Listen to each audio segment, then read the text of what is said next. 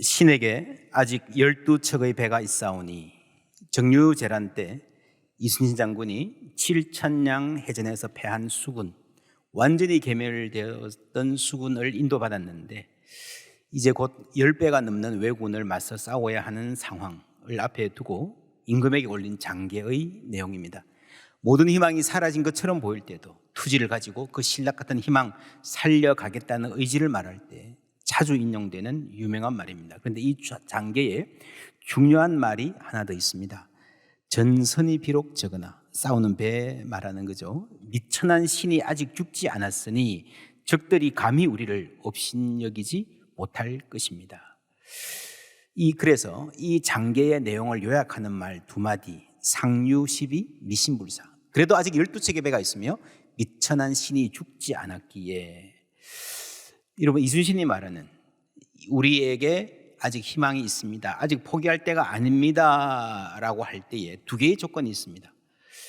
두 개의 조건 중 뭐가 중요할까요? 이순신이 있어도 배가 없다면, 배가 있어도 이순신이 죽었다면, 여러분이라면 어느 쪽을 택하겠습니까? 죽음이란 모든 희망이 끝나는 지점입니다. 중요한 것은 꺾이지 않는 마음, 지난 월드컵 때 유명해졌지만 찾아보니 이 말이 작년 말에 인터넷 게임 대회에서 나왔던 말이라고 합니다. 찾아보니까요, 그 대회의 주제가가 이런 내용이 있었어요. 내가 숨을 쉬고 있다면 끝났다고 말하지 마세요. 끝까지 포기하지 않겠다는 말입니다. 근데 그것도요, 살아있다는 전제하였습니다. 죽음이란 모든 희망이 끝나는 지점입니다. 오늘 부활절은 그 너머에 무엇이 있나를 말씀하는 겁니다. 오늘 로마서 4장 말씀은요, 아브라함의 믿음을 말하는 장이에요. 그런데 그 아브라함의 믿음을 쭉 이야기하고 맨 마지막 결론 말씀 25절 함께 읽습니다.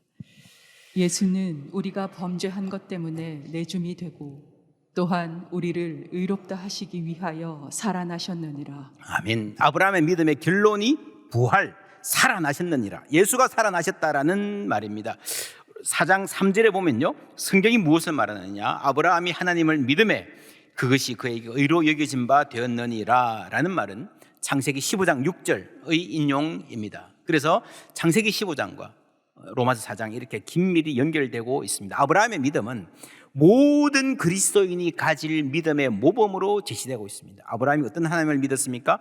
기록된 바 내가 너를 많은 민족의 조상으로 세웠다 하신과 같으니 그가 믿은 바 하나님은 죽은 자를 살리시며, 어떤 하나님이에요? 죽은 자를 살리시는 하나님입니다. 이 하나님을 믿기 위해서, 알기 위해서 아브라함의 인생은 끝까지 가는 거예요. 희망이 점점 작아져서 마침내 99세까지 자신의 능력으로는 아기를 가질 수 있는 가능성이 인간의 시각으로는 완전히 제로가 될 때까지, 그래서 자신의 몸이 죽은 것 같음과 아내의 태가, 이 자궁이 죽은 것 같음을 알고도 아브라함이 믿었다, 소망했다. 그래서 아브라함의 믿음은요, 바랄 수 없는 중에 바라고 믿었던, 영어에 보면요, hope against hope입니다. 하나님이 말하는 믿음은요, 이 세상 모든 믿음에 맞서는, 반대하는 믿음이다라는 말입니다. 여러분, 이 세상의 모든 믿음은 결국에는 절망으로 끝납니다. 여러분, 중꺾마, 이 말이 지금 나온 말 아니죠. 적어도 그 개념은요, 7.8기 아시잖아요. 오뚜기 정신, 끝까지 일어나는, 좋은데 여러분 생각해 보세요. 옛날에 그런 어른들 계셨다. 저분은 진짜 불굴의 의지로 그렇게 망해도 또 일어나고 또 힘들어도 또 재기하고 그러셨다. 하지만 마지막은 어떻게 됐습니까? 7.8기 없어요. 9번째는요, 또 쓰러져요. 그리고 못 일어나셨습니다. 99전 100기라 해도 마찬가지입니다. 결국 모든 인생은, 마지막은요, 누워서 자신의 힘으로 일어나지 못하는 상태로 끝이 나는 거예요. 모든 인생의 마지막은 무덤입니다. 희망에 반하여, hope against hope라는 말은요, 세상이 많은 희망을 말하지만 그것이 결국에는 절망으로 끝날 수밖에 없는데 다른 희망을 말씀하시는 겁니다. 그래서 이 부활은 우리 삶의 의미의 문제이기도 하고 정의의 문제이기도 합니다. 신학자들이 부활을 설명하는 용어 중에 vindication이라는 말이 있습니다. 번역하기 힘든 말인데 무슨 말인가 하면 바로 잡는 하나님의 판결이라는 말입니다. 사람들이 예수에게 사형 선고를 내리고 죽였어요. 하나님이 판결하십니다. 너희들은 틀렸다, 예수가 옳았다. 그게 vindication, 부활입니다. 사도행전 2장 23절부터 함께 읽습니다.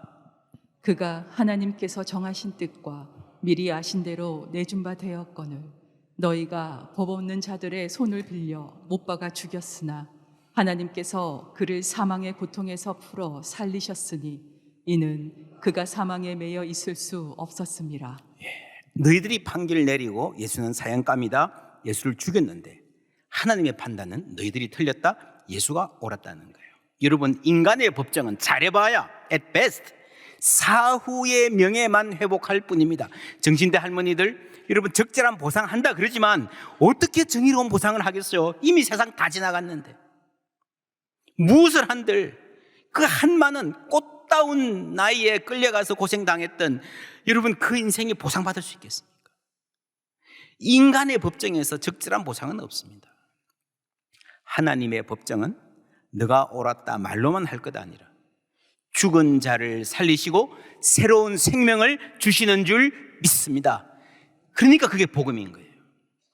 복음에는 하나님의 의가 나타나서라고 말하는데 하나님의 의는 뭔가 하면요, 모든 것을 바로잡으시는 하나님의 의를 말합니다. 여기에는 공의, 정의, justice도 포함됩니다. 이 세상이 이렇게 망가지고 타락했는데 이걸 바로잡지 않고는 의를 이야기할 수가 없어요. 여러분, 하나님께서 모든 것을 바로잡으신다면 무엇부터 시작해야 될까요? 가장 중요한 것, 가장 억울한 지점, 가장 아까운 사람, 하나님이 아니면 누구도 할 수 없는 일이 있다면 뭘까요? 배는 다 부서지고 이순신은 죽었다. 내가 하나님이라 붙으면 뭐부터 손댈 것 같습니까? 그리스도의 부활은요, 예수님 한 분만 살리는 것이 아니라 이 세상 전체를 바로잡으시고 회복시키는 큰 계획 가운데에 가장 먼저 하신 일, 그것이 예수님을 살리셨다는 것입니다. 이 세상 만물의 질서를 바로잡고 회복시키는 그 작업을 예수의 부활 안에서 시작하신 겁니다. 여러분, 그렇지 않으면요, 한 사람이 죽었다가 다시 사는 것 그 자체가 놀라운 일이지만, 기적이지만 하나의 고립된 사건으로서는 별로 의미 없어요. 여러분, 나사로가 죽었다가 살았잖아요. 그것은 부활이 아니고 소생이라고 합니다. 기쁜 일이고 놀라운 일이지만 나사로는 결국 또 죽었어요. 그렇잖아요. 저는 별로 부럽지 않습니다. 예수님 때문에 2번 죽었어. 2번 죽었어 그냥.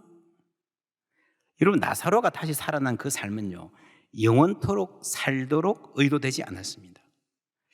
여러분, 그런 생각 안 해봤습니까? 하나님이 나사로 살리는 김에 2번 죽게 하지 말고 좀 선심 팍 써가지고 그냥 영원히 살도록 만들어줬으면 안 됐을까? 근데 여러분, 그게 의미가 없어요.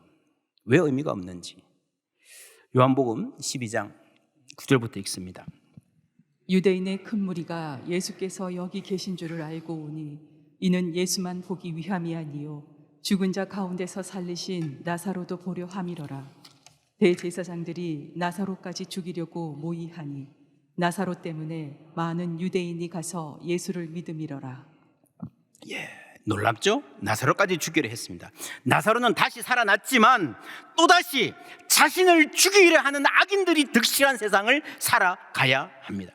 여러분, 이런 세상이 존재하는 한 아무리 살아나도요, 또 찌르고 또 다치고 또 눈물 흘리고 그렇게 살아갈 겁니다. 여러분, 이것이 나사로에게만 특별한 일일까요? 사람을 칼을 들고 죽여야만 죽이는 걸까요? 아니에요. 예수님 말씀 들어보세요. 마태복음 말씀 읽습니다. 옛사람에게 말한 바 살인하지 말라. 누구든지 살인하면 심판을 받게 되리라 하였다는 것을 너희가 들었으나 나는 너희에게 이르노니 형제에게 노하는 자마다 심판을 받게 되고 형제를 대하여 라가라 하는 자는 공회에 잡혀가게 되고 미련한 놈이라 하는 자는 지옥불에 들어가게 되리라. 여러분, 이 말씀을 그냥 읽으면요, 심판의 관점에서 읽어보면 예수님 참 너무하시지 않나 이런 생각이 듭니다. 근데 여러분, 혹시 누군가의 말의 칼에 심장을 찔려본 사람이라면요, 이 말이 좀 이해가 돼요. 여러분, 아파요. 그 말을 듣고 참아내는 것이 때로는 죽는 것만큼 힘들 때가 있다는 거예요. 여러분, 칼로 사람을 죽여야 죽이는 거 아니라고 예수님 말씀입니다. 여러분, 찔려본 적 있잖아요. 찌른 적은 없습니까? 나는 늘 피해자였습니까? 서로 미워하고 모면하고 약한 이들 인격을 무시하고 짓밟고 여러분 할 때에 죽음이 사망의 권세가 죄가 그 안에서 역사하는 거예요. 이런 세상이 그대로 있는데 혼자만 특별한 스페셜 그레이스를 받아서 오래 산다면 설령 영원히 산다고 해도요 그게 행복하지 않을 거예요. 여러분 부모님 돌아가시고 나면 다들 그럽니다. 우리 아버지 조금만 더 사셨으면. 그런 마음 너무 간절하지만 그게 사랑이지만 여러분 솔직히 말해봅시다. 여러분 부모님 좀 더 사시면 효도하실 것 같아요? 여전히 우리는 바쁠 것입니다. 여전히 부모님은 외로움의 그늘 아래 사실 것입니다. 설령 내가 정말 변화해서 정말 완벽한 효자, 효녀가 된다고 하더라도 개가천선한다 하더라도 여전히 부모님의 삶에는 고통이 있을 거예요. 육체의 아픔 내가 대신해 줄 수 없고 이 상처 많은 세상 살아가면서 눈물 흘릴 일 많을 거예요. 그래서 여러분 부활이라는 것이 그냥 나 혼자 영원히 살게 하는 것 그걸로 부족하다는 거예요. 이 세상이 그대로인 채 오래오래 사는 것 그거 별로 의미 없다는 거예요. 그래서 세상이 바뀌어야 됩니다. 변화되어야 됩니다. 완전히 새롭게 창조하시겠다. 그래서 부활은 그리스도 안에서 새 창조가 시작되었고 새로운 피조물 세계가 시작되었다는 말입니다. 그 새 창조의 맨 처음에 있는 분이 예수님, 부활하신 그리스도, 잠자는 자들의 첫 열매이신 줄 믿습니다. 여기서 우리는 또 하나 질문해 봐야 됩니다. 세상만 나쁜가? 나는 그렇지 않은가? 나는 변화될 필요가 없는가? 나사로는 죄인 아닌가? 여러분 사람들이 그 나쁜 놈들이 악인들이 나사로를 죽이려 했지만 나사로는 늘 피해자고 의인인가? 아니죠. 나도 죄인이에요. 나도 변화돼야 되는 거예요. 본래 옛날에 이스라엘이 기대했던 부활은요 죽은 자 가운데서 의인을 부활시키는 부활이었어요. 악인은 벌하고 의인은 살려서 영생을 누리게 하시는 하나님의 나라 그걸 기다렸어요. 그런데 그렇게 기다리다가 어느 시점에 가서 보니까요 우리가 의인 맞나? 우리는 죄인 아닌가 하는 물음이 생기기 시작합니다. 그래서 회개가 필요하다는 말이 나옵니다. 회개. 아니 하나님의 정의 저스티스라면 의인인 우리는 보호해 주시고 악인인 저 사람들은 무조건 심판하셔야지 라고 생각했던 것. 나는 의인이고 나는 보상받아야 되고 저 사람들은 악인이다 라고 하는 게 바로 구약 성경에 나오는 요나, 니느웨로 가기를 싫어했던 요나의 사고방식이었어요. 하나님이 정의를 세우실 것입니다. 악인을 심판하실 것입니다. 그런데 그러려면 내가 먼저 의인인지 불의한 자인지 고민해 보아야 된다는 거예요. 여러분 모든 사람이 죄인이라면 의인이 없다면 하나님의 저스티스, 하나님의 정의가 의인은 살리시고 죄인은 심판하신다라는 말로는 부족하다는 거예요. 왜요? 다 심판받아야 되니까. 다 멸망해야 되니까. 그래서 뭔가가 필요해요. 그게 뭡니까? 모든 것을 바로잡으시는 의에는요 죄인을 불러서 의롭게 만들어주시는 의가 필요한 겁니다. 로마서 1장 17절 다시 읽습니다. 시작. 복음에는 하나님의 의가 나타나서 믿음으로 믿음에 이르게 하나니 기록된 바 오직 의인은 믿음으로 말미암아 살리라 함과 같으니라. 예, 의인은 믿음으로 살 것이다. 의인은 여러분 어떤 사람이 의인인가 하면요 믿는 사람이 의인입니다. 완벽한 사람이 아니고 믿는 사람은 하나님이 의인으로 인정해 주시고 마침내 의로운 삶으로 빚어 가실 것이라는 약속이 여기에 있습니다. 우리가 지난 주일에 세례를 거행했습니다. 세례가 무엇입니까? 로마서 6장 4절을 함께 읽습니다.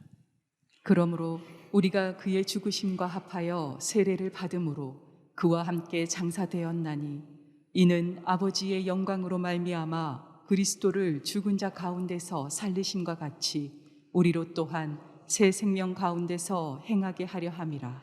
아멘. 세례가 뭡니까? 예수님과 합하여 예수님의 죽으심과 합하여 물에 들어가면서 죽는 거예요. 같이 장사되고 다시 올라와서 새로운 삶을 살아간다. 그래서 세례는요 예수와 함께 죽고 예수와 함께 사는 것이 세례입니다. 여러분 부활 이전에 예수님과 함께 죽어야 돼요. 왜 죽습니까? 내가 죄인이기 때문에 죽습니다. 이상한 거는요 예수님이 죽으시는 거예요. 예수님은 죄인이 아닙니다. 사망에 해당되지 않는 분이에요. 그런데 예수님이 왜 죽으셨습니까? 나와 함께 살기 위해서 죽으신 줄 믿습니다. 그래서 여러분 예수의 십자가가 나를 위한 십자가임을 믿는 사람에게만 예수의 부활이 내 부활이 되는 거예요. 그게 믿음이에요. 예수와 함께 죽고 함께 살게 하는 게 그게 믿음입니다. 바로 아브라함에게 요구된 믿음도 똑같습니다. 그래서 여러분, 이스라엘에게도 회개가 요구되는 거예요. 부활을 알아야 우리가 아브라함을 알 수 있습니다. 우리가 지금 계속해서 아브라함 강의하고 있는데요, 우리는 부활을 기준으로 아브라함의 이야기를 읽습니다. 아브라함에서 출발해서 부활을 알 수가 없어요. 여러분, 아브라함을 아무리 열심히 공부해도요, 그리스도를 아는 구원의 지식에 이를 수가 없습니다. 그러나 그리스도를 보면 아브라함을 알 수 있어요.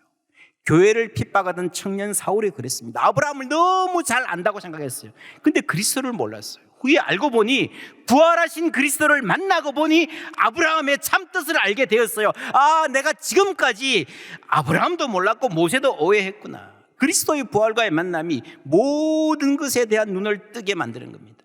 고린도전서 15장 말씀 함께 읽습니다.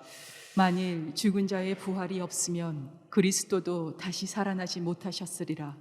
그리스도께서 만일 다시 살아나지 못하셨으면 우리가 전파하는 것도 헛것이요 또 너희 믿음도 헛것이며. 네, 모든 것이 헛거라는 거예요. 예수님이 겸손하게 나귀를 타고 마옥간에서 태어나고 장님들의 눈을 뜨게 하시고 뭐 무리로 걷고 다 좋은 이야기지만 그리스도의 부활이 없으면 그거 소용없다는 거죠. 신약도 헛되고요, 구약은 더더욱 말할 것도 없습니다. 읽을 필요 없어요. 모세가 누구냐? 아브라함이 우리하고 무슨 상관이냐? 그렇잖아요. 그리스도를 가리키기 때문에, 그리스도의 십자가와 부활을 멀리서나마 보여주기 때문에 아브라함과 모세와 다윗이 의미가 있는 거예요.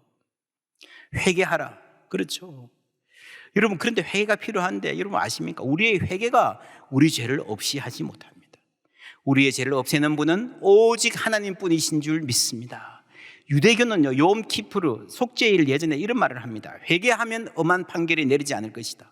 여러분, 이것이 유대교와 기독교의 결정적인 차이입니다. 그리스도는 우리를 택하셨고 우리가 자신과 대항하여 싸우고 있음에도 불구하고, 우리가 반항하고 있을 때도요, 우리를 자신의 신적인 생명과 연관시켜 주셨다. 그는 우리 안에서 우리의 모든 회개를 뭐라고요? 이루어내셨다. 우리의 회개를 누가 이루어내셨다고요? 그리스도가 이루어내신 거예요. 여러분, 회개도요 선물이에요.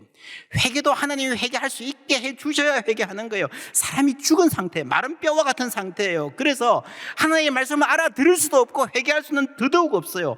우리에게 새로운 생명을 주시면서 회개할 수 있게 성령께서 역사해 주시기 때문에 우리가 회개도 할 수 있는 줄 믿습니다. 우리가 전도할 때에 여러분, 때로 정말 신기합니다. 나는 말을 못해도요, 하나님이 역사하셔서 사람들이 예수를 믿을 때가 있어요. 그게 하나님의 선물입니다. 하나님의 선물. 회개도 하나님의 선물입니다. 죽은 자와 같은 우리의 삶이 살아나는 생명 없는 선물인 거예요. 그래서 미국 사람들 중에서는 이렇게 설명한 사람들이 있습니다. 죽은 것과도 다름없는 사라의 자궁, 영어로 입니다. 거기서 이삭이라는 생명이 나왔듯이 죽은 자들의 공간인 무덤, 툼에서 예수의 생명이 나왔다. 부활하신 예수. 할렐루야. 선명하죠. 이렇게 창세기 15장의 믿음과 로마서 4장의, 창세기 15장의 아브라함의 믿음과 로마서 4장의 부활의 믿음이 하나가 되는 거예요. 여러분, 그래서 구약과 신약이 아니고요, 신약과 구약이에요. 신약을 알아야 구약을 알 수 있습니다. 신약이 있기 때문에 우리가 구약을 읽는 겁니다. 인간의 창조에서 창조 기사를 보고 공부해가지고 하나님을 알고 인간을 본다? 여러분, 조금은 알 수 있겠지만 부족해요. 왜냐하면 그건 너무 큰 이야기예요. 너무 옛날의 이야기예요. 너무 먼 이야기예요. 창조는. 멀다라는 말은 시기적으로도 멀 뿐 아니라 우리 인간의 수준, 인간이 망가진 우리의 지성, 우리의 의지, 우리의 어두워진 눈, 이 망가진 세상이 너무너무 창조 세계와 차이가 나기 때문에 이것 자체로는요, 하나님을 알 수가 없어요. 그래서 우리가 자연을 볼 때도요, 이 세계를 볼 때도, 인간 스스로의 모습을 볼 때도 탄식이 나올 수밖에 없는 겁니다. 악이 선을 그득그득 이기는 이상한 세상이에요. 우리가 그렇게 살고 있습니다. 이 세상에서 하나님이 뭘 하시나? 빌립보서 1장 6절 함께 읽습니다. 너희 안에서 착한 일을 시작하신 이가 그리스도 예수의 날까지 이루실 줄을 우리는 확신하노라. 아멘. 착한 일은 예수를 부활시킨 일입니다. 그리고 그 부활의 능력 복음을 우리 마음의 빛을 비추셔서 믿게 하시는 새 창조의 일입니다. 그리스도 예수의 날까지 하실 것이고 본래 하나님의 천지를 창조하실 때 보시기에 좋았더라 하는 그 의도를 만물의 회복을 이루실 줄 믿습니다.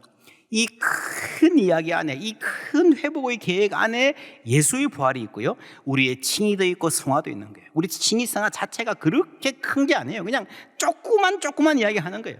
하나님의 회복이라는 큰 이야기를 알아야 우리가 칭의를 받고 성화를 받는다는 게 무슨 의미를 조금 알게 되는 겁니다. 여러분, 이 세상은 희망과 희망의 전쟁터입니다. 지난 목요일 날 우리가 성찬을 했습니다. 6월절 식사다라는 말을 했죠. 이집트의 희망과 하나님의 희망이 충돌하는 자리였습니다. 6월절 식사는요, 두 가지 의미가 있어요. 하나는 희생입니다. 어린 양이 나를 대신해서 죽었다라는 거죠. 두 번째는요, 승리입니다. 이집트의 그 악과 권력에 대한 하나님의 승리가 임박했다는 것을 보여주는 것이 6월절 식사였던 줄 믿습니다. 우리가 나누는 성찬은요, 예수님의 희생이면서 동시에 죄와 사망의 권세에 대한 하나님의 승리예요. 이스라엘은 이집트 노예에서 해방되었습니다. 우리는 죄와 사망의 권세에서 해방되어 하나님 백성 된 줄 믿습니다. 그리고 그 부활 이후에 이제는 하나님의 백성답게 살아가는 거예요. 정리합니다. 부활은 하나님의 의에 나타납니다. 이 부활은 무엇보다 하나님의 정의, 저스티스를 세웁니다. 또한 죄인들을 불러서 의롭다 하시고 불의한 자들이 그리스도 안에서 실제로 의롭게 되어져 가고 의로운 삶을 살 수 있도록 빚어가시는 의다. 의롭게 인정받은 사람들은요, 잠자는 자들의 첫 열매가 되신 예수를 알기 때문에 그 온전한 시련, 하나님 나라의 온전한 시련을 대망하는 공동체에 참여하는 삶을 살게 됩니다. 하나님의 의는 부활하신 그리스도에게서 먼저 나타났고, 그리고 그리스도의 몸인 믿음의 공동체를 통해서 세상에 나타나는 거예요. 그래서 교회가 세상의 희망의 징표가 될 수 있습니다. 이해가 되십니까? 교회가 그리스도의 몸이잖아요. 그리스도가 세상의 소망이기 때문에 그리스도의 몸인 교회가 당연히 그 부활의 능력과 소망 때문에 세상의 소망이 희망이 될 수 있는 거예요. 오늘 설교 제목이 희망에 반하여라입니다. 두 가지 의미로 썼습니다. 첫째는 희망에 반하다, hope against hope. 세상이 약속하던 모든 희망에 반대해서 맞서서 말하는 희망입니다. 그런데 두 번째 의미는 뭔가 하면요, 여러분, 반했다 무슨 말입니까? 매료되었단 말이죠. 쏙 빠졌다는 말입니다. 그리스도인들은 그리스도 안에 있는 부활의 소망에 반한 사람들입니다. 그리고 초대교회가 어떤 공동체였는가? 베드로전서 3장 15절을 함께 읽습니다. 너희 마음에 그리스도를 주로 삼아 거룩하게 하고 너희 속에 있는 소망에 관한 이유를 묻는 자에게는 대답할 것을 항상 준비하되 온유와 두려움으로 하고. 아멘. 여러분, 초대교회가 어떤 교회였으면 가만히 보세요. 너희 속에 있는 소망에 관한 이유를 묻는 사람들이 있었다는 거죠. 예수 믿는 사람들이요, 특별히 잘난 것도 아니고 뭐 써붙여놓고 다니는 것도 아니고요, 그냥 뭐 더 잘 살았던 것도 아니에요. 그런데 그리스도인들의 가장 큰 특징은 그 사람들의 삶을 보면 희망이 보인다는 거예요. 똑같이 어려운 상황에서도, 똑같이 여러분 고달픈 상황 속에서도 그리스도인들은 희망을 간직한 것 같다라는 것이 사람들의 눈에 보였다는 거예요. 그래서 와가지고 묻는 사람이 있어요. 야, 당신은 왜 그렇게 뭔가 좀 달라요? 희망이 있는 것 같아요. 그 이유가 무엇입니까? 라고 묻는 사람들이 끊임없이 있었다는 것입니다. 그 이유가 어디 있습니까? 그리스도가 그들의 희망이었기 때문입니다. 부활하신 그리스도가 그들의 희망이었기 때문에 그 임재 가운데 사는 사람은 자연스럽게 여러분 이 세상의 것으로 여러분 낙심하지 않습니다. 희망의 삶을 살아가게 될 줄 믿습니다. 세상 사람들이 그 그리스도인들의 희망에 매료되어서 반해서 복음이 전거되었고, 오늘까지 그 부활의 복음이 우리에게까지 전해진 것입니다.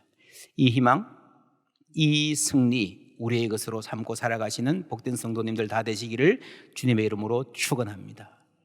우리 다시 한번 외쳐볼까요? 예수 부활하셨네. 예수 부활하셨네. 예수 승리하셨네. 할렐루야.